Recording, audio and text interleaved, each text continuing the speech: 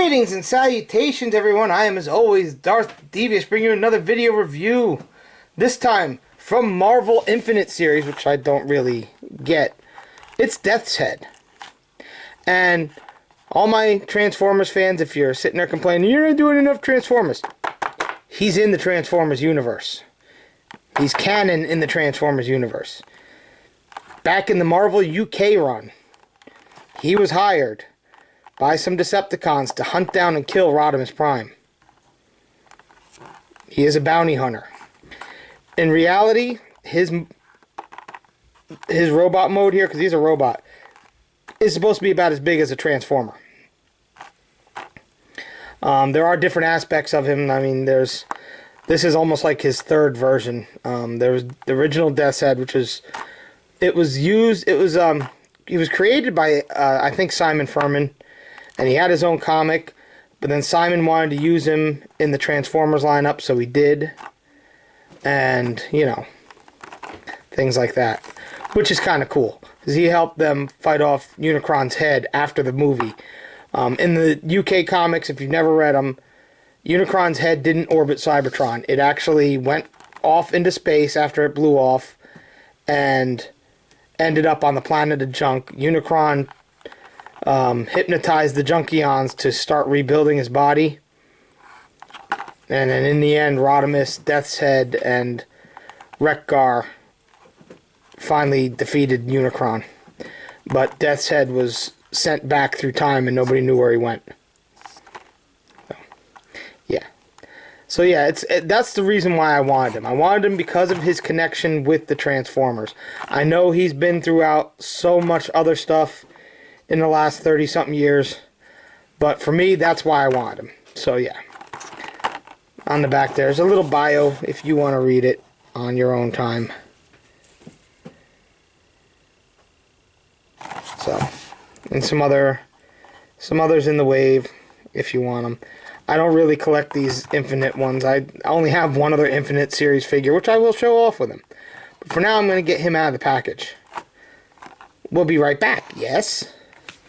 Alright, Death's Head is now freed from his plastic prison, and he's a cool little figure. I'll give him that. I love this blue on him. This is just a nice paint, slight metallic sheen to it. Really nicely done. The cape is nicely done. Now, I know some people have said that he's a remold of, what's that X-Men? Colossus. And I can see that. Yeah, he's got the arms and legs of Colossus. I can see that. It's pretty cool. I do like him. Head just goes back and forth. No ball joint, unfortunately. His shoulders rotate there. They rotate at the bicep.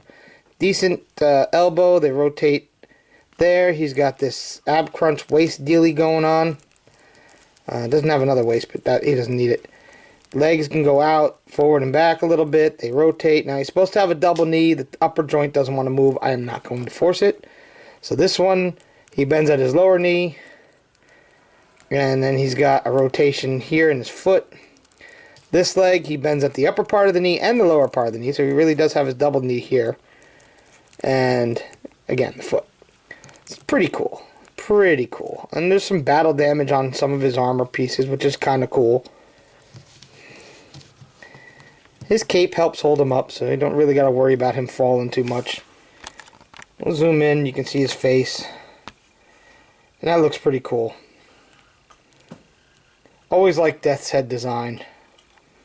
Oh, and the Transformers comics, he had more green to him than blue. But yeah. But even this moves out of the way for posability, so, you know, all this is nicely done. He's got a nice mace. Has actually some decently sharp points on it.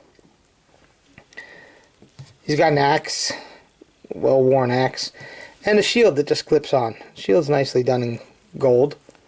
You see it just clips onto his wrist. So yeah, he's ready to fight.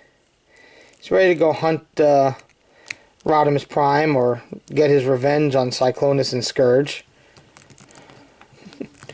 Or whoever else he hunts in the comics. I just like him from his Transformers comics days. So there you go. So yeah, and we'll bring in my only other Infinite figure, and that's Thanos. So you can see how they are together. So yeah, Thanos is definitely bulkier, but Death's Head's still cool. So yeah, there you go. I know when he first came out, which was a while back, he was hard to find. I actually found him in the wild at Target, so I was actually shocked. And he was like the only one, when I saw they were making a Death's Head figure, I'm like, okay, he's not going to scale well with anything, but I still want one. A 6-inch version would have looked better with the Transformers, but, you know, it is what it is. I can put him with some of my smaller ones. He'll look good with them, yes? So I recommend him. If you find him, if you're a fan of the Death's Head comics, or you're a fan of the old Marvel UK comics and you know where he came from there, or if you're a fan of the character in his original form, or the Death's Head 2 comics that came out years ago, go for it. This is really cool. That we actually got a figure of Death's Head says a lot.